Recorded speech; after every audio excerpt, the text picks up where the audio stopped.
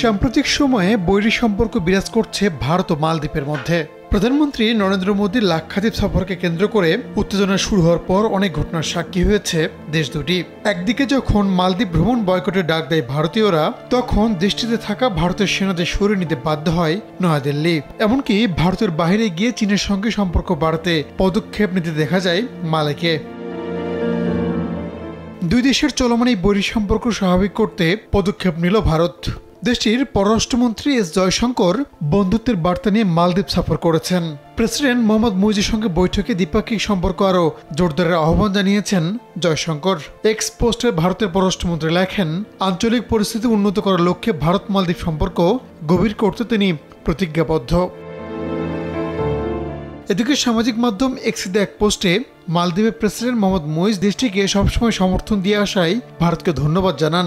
বলেন, দেশ দুটির দীর্ঘদিনের অংশীদারিত্ব অব্যাহতভাবে জোরদার হবে।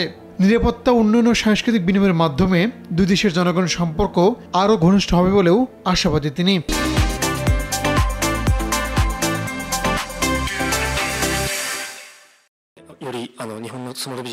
এর আগে গেল শুক্রবার ভারতের পররাষ্ট্রমন্ত্রী এস জয়শঙ্কর বলেন, নয়াদিল্লির পররাষ্ট্রনীতিতে প্রতিবেশীকে অগ্রাধিকার দেওয়ার কথা বলা আছে, আর এর মধ্যে অগ্রাধিকার ভিত্তিতে এগিয়ে মালদ্বীপ।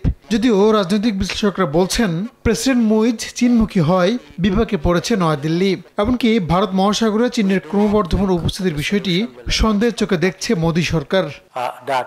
রাহানুল রানা, সময় সংবাদ।